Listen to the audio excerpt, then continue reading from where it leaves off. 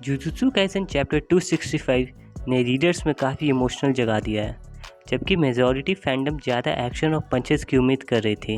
लेकिन क्रिएटर गेगे आकुटामी ने शांति का रूट चुना है। यूजी के पास्ट का थ्रोबैक अब तक अननोन था। ये दिखाता है कि यूजी इटाडोरी कहानी के दौरान कितना डेवलप हुआ है और इसकी आइडियाज़ कैसे शेप हुई है। अब जब ये पार्ट क्लियर हो गया है चैप्टर 265 में, तब अगले चैप्टर में यूजी और सुगना के बीच फाइनल डेथ मैच का टीज़र देखने को मिलेगा। तो चलिए ABCD पढ़ के FUCK करते हैं इस चैप्टर का।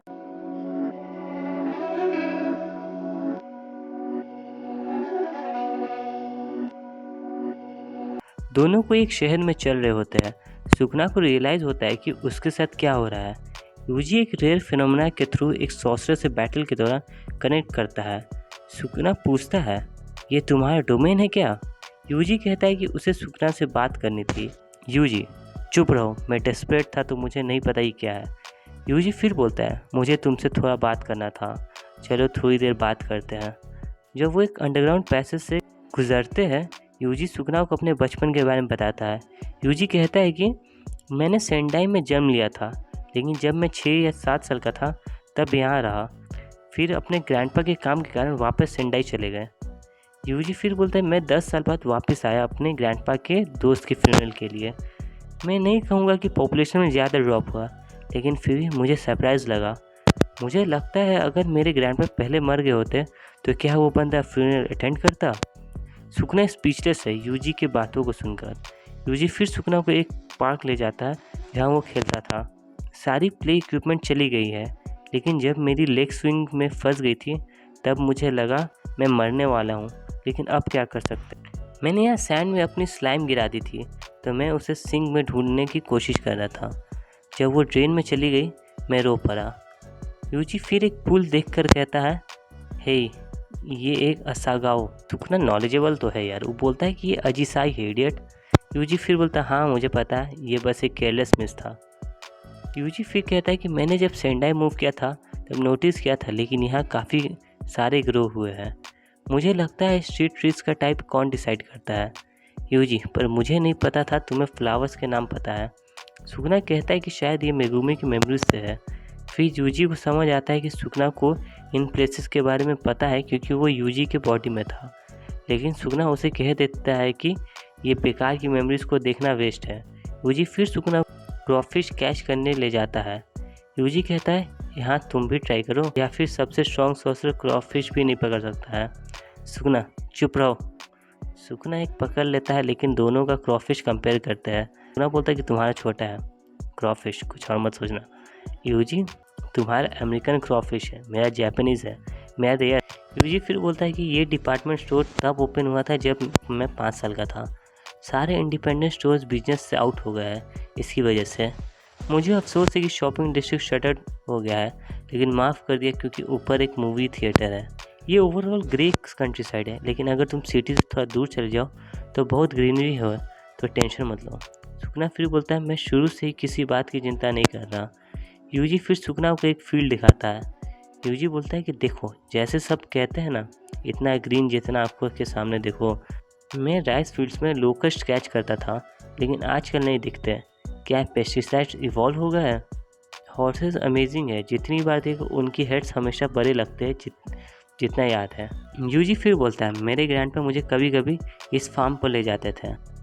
अब सोचता हूँ तो वो सच में मेरे लिए चीज़ें करता था जैसे वो मेरे रियल पेरेंट्स होते हैं। यहाँ का आइसक्रीम बहुत अच्छा है। मैंने अपने अलाउंस आइसक्रीम पर खर्च किया है और मुझे वोमिट हो गया है। सुगना सार्काज़म में बोलता है कि ओह, तो मतलब तब से तुम्हारे पास दिमाग नहीं था। यूजी, चलो आर्चरी करते हैं। यूजी और सुगना आर्चरी खेलते हैं और सुगना एक परफेक्ट 10 शॉट करता है। यूजी, डैम, तुम सच में बिल्कुल क्यूट नहीं हो। सुगना, ऑफ कोर्स, मैं तुमसे ज़्यादा एक्सपीरियंस हूँ। यूजी, हाँ ये समझ आता है, सुगना का ज़माना आर्चरी का ही तो था आखिरकार। एक तो मुझे समझ नहीं आ रही लोग क्यों इतना बकवास कर रहा है आपस में, और इस चैप्टर का कोई मतलब भी है कि नहीं मुझे नहीं पता, लेकिन गेगे ने ये चैप्टर डाला तो मतलब कुछ तो होगा ही। तुम लोग बताना भाई लोग क्या है कमेंट्स में कि इस चैप्टर का मतलब। मैं तुम लोगों को चैप्टर एक्सप्लेन कर दे रहा हूँ। फिर बर्फ़ गिरना शुरू होता है और यूजी सुगना को सुबह स्नो शॉवल करने का वक्त याद दिलाता है। कैसे उसने गर्म मिल्क टी पीना पसंद किया। यूजी कहता है क्रिसमस पर उसने रात को बेल्स की आवाज़ सुनी थी और और मानने लगा कि सैंटा सच में होता है, सिर्फ ये पता चलने के लिए कि ये कार के चेन्स की आवाज़ थी। सुगना यूजी की बातों से परेशान हो जाता है और सुगना बोलता है कि अरे पॉइंट पर आओ ना। यूजी बोलता है ठीक है, मैंने जो सोचा था वो मैं तुम्हें दिखा देता हूँ। सुगना, ये सब मेसी और डिस्गस्टिंग है, तुम कहना क्या चाहते हो? यूजी, मैं अब तक ये सोचता था कि अपने रोल समझना और फुलफिल करना ही ज़िंदगी का सबसे बड़ा मकसद है। तुम्हारा रोल कुछ भी हो सकता है, जैसे डॉग को वॉक कराना या अपनी फैमिली को नर्चर करना। चाहे तुम कुछ नहीं करो, बस खाओ, पॉटी करो और सो, या अगर बीमार हो और बेड रिडन हो और किसी से कनेक्ट नहीं हो और कुछ नहीं छोड़ो, कैसे तुम मरोगे ये प्रॉब्लम नहीं है। मुझे उन लोगों को माफ़ नहीं कर सकता जो इस वैल्यू को इग्नोर करते हैं। सुगना, मुझे तुमसे नफ़रत है, लेकिन ह्यूमंस टूल्स नहीं है, तो हमारे रोज़ पहले से डिसाइड नहीं होते हैं। अच्छा या बुरा तुम सच में कह नहीं सकते एक इंसान ट्रूली ह्यूमन है या नहीं। यूजी कहता है कि एक इंसान की ज़िंदगी की वैल्यू उनके मेमोरीज़ के फ्रैगमेंट्स में होती है, चाहे वो उस इंसान को शेप करने वाले मेमोरीज से छोटे ही क्यों ना हो। यूजी फिर बोलते हैं कि शायद मैं ही गलत हूँ, इसलिए मैं ये इंश्योर करना चाहता था कि तुम्हें पता हो उन दूसरे लोगों के बारे में जिनके तुम वैल्यू नहीं दे सकते। सुगना बोलता है कि मुझे कुछ नहीं फील हो रहा है यार, तुम कहना क्या चाह रहे हो आखिर? देख छोटे, मैं तुम्हारे कहने से सब समझ गया हूँ और उसके बाद भी मुझे कुछ नहीं फील होता। ये वैसे ही है जैसे तुम्हें सिटी के डिक्लाइन को एक्सेप्ट किया। बोलते हो अच्छा शायद यही केस है, तो क्या? यूजी, तो मैं फेल हो गया जैसे मैंने सोचा था। फिर सुगना बोलता है अगर मैं कहूँ तो तुम्हारी कावर्डनेस ही एस्टाउंडिंग है तो? यूजी, क्या तुम्हारा एंगर और हेट्रेड मेरे लिए इतना ही था? सुगना अचानक कुछ रियलाइज़ करता है। सुगना, अरे बेंचोद, क्या तुम मुझे सिंपैथी दिखाने की कोशिश कर रहे हो? जहाँ सुगना ये कह रहा था उसके पीछे एक बुद्धा का स्टैचू भी था। यूजी की आंखों में अचानक हॉस्टिलिटी आती है जब वो कहता है हाँ सुगना, मेरे पास तुम्हें मारने की काबिलियत है, फुशिगोरो को छोड़ो, अगर तुम मुझ में वापस आए तो मैं तुम्हारी जीवन छोड़ दूंगा। सुगना, ये कितनी बड़ी गलतफहमी है यार, मैं बस तुम्हें टुकड़ों में नहीं काटूंगा चूतिया, तुम्हारी आंखों के सामने मैं हर एक इंसान को मार दूंगा जिसे तुम अपने जान से भी ज़्यादा मानते हो।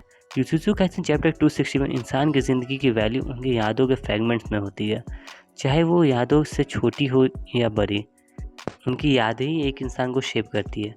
अच्छा या बुरा होने से इंसानियत का पता नहीं चलता। यूजी कहता भी है कि जो लोग इस वैल्यू को इग्नोर करते हैं और समझते हैं कि ह्यूमन टूल्स हैं जिनके रोज़ पहले से डिटरमाइन है, उन्हें वो माफ़ नहीं कर सकता।